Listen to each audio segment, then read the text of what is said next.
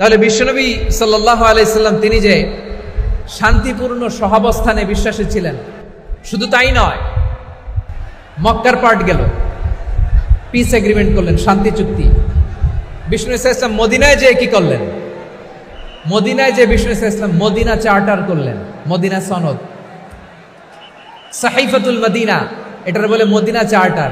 যে ওয়েস্টে, ইউরোপে, আমেরিকাতে তারা অনেক চার্টার করে, সব চার্টার মদিনা চার্টার থেকে কপি করা। আওয়াজ করে পড়েন সুবহানাল্লাহ।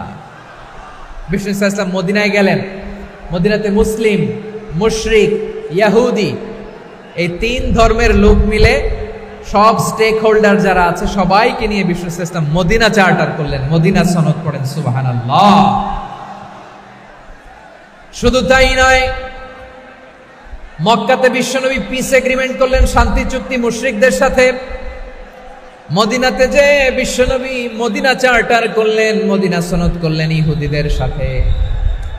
আবার মদিনাতে বিশ্বনবী ইহুদিদের সাথে পিস ডায়ালগ করলেন, ইন্টারফেথ ডায়ালগ করলেন, আন্তধর্মীয় সংলাপ করলেন। যে সংলাপের মূল ভিত্তি ছিল তাওহীদ। মূল ভিত্তি ছিল কি? তাওহীদ।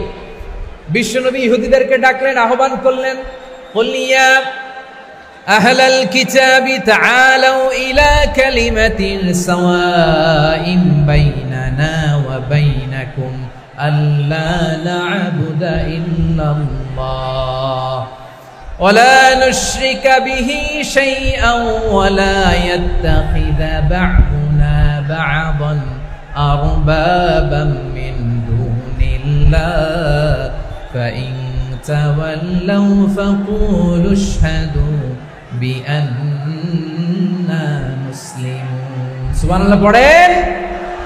বিশ্বনবী মদিনার ইহুদিদের ডেকে বললেন, ও ইহুদিরা, শোনো শোনো, আসো এমন একটা আদর্শের প্রশ্নে আমরা একত্রিত হই, যে আদর্শের প্রচার তোমাদের নবীরাও করেছে, আমিও করি, যে আদর্শের কথা তোমাদের পবিত্র ধর্মগ্রন্থগুলোতে আছে, আমার কোরআনেও আছে। সেটা হলো তাওহীদ।